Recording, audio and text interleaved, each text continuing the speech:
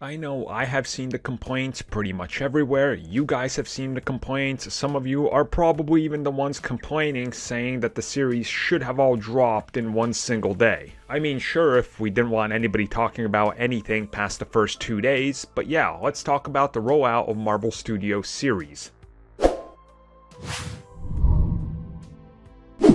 So when it comes to WandaVision and pretty much every Marvel Studios series going forward, Disney gave Kevin Feige and everybody responsible for these series the option. Do you want to drop it all on one day, or do you want to spread it out? Because you're the ones telling the story, we don't really want to limit you to what you can do. They all decided, no, we're going to do the weekly release thing because that's what's going to work for it.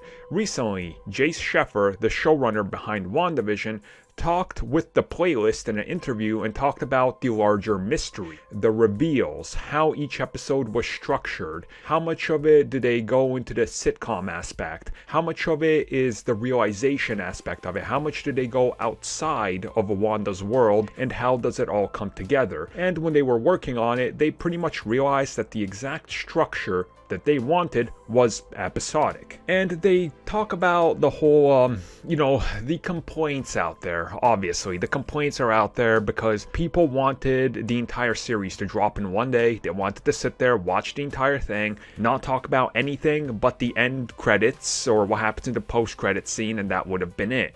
And you can probably, if you're anybody, really realize how this is problematic. For example, anything Netflix drops in a single day, people talk about it for 48 hours, maybe 70 hours plus. So like on a rare occasion, it'll be like a week, and then it's over. And in that time, Netflix has not had a chance to respond to anything on a weekly basis. How much of the conversation is there? How much social media input is there? How much actual engagement on social media and all these fans and people coming back to it on a weekly basis is there? So they can't renew it ahead of schedule and already get going on the next season, which is why seasons of their TV series sometimes take 2 to 3 years to put out, and by the time it comes out, nobody cares anymore. The conversation was over 2.5 years ago, and it's dead in the water, then it gets canceled. Because doing that type of drop, you're scaling back the amount of impressions and people you get with it. Because there's people that will go, well, I guess I'll go watch it now, I only got 3 episodes to catch up to. I know people, you probably do as well, who were like, I'll wait till halfway through WandaVision till I catch up or jump into it, because it offers you that opportunity and they can get more engagement out of it. I'm pretty sure you guys have seen it. Weekly basis. How many videos, theories, articles, and things are there for the first 3 to 4 days after WandaVision? Then it dies out for 2 to 3 days leading into the next episode, and then the cycle restarts. It's better to put it out like that than wait on one drop and then you're done for 3 years. Because guess what? Nobody's going to care about the second season of The Witcher when it's here in a year and a half.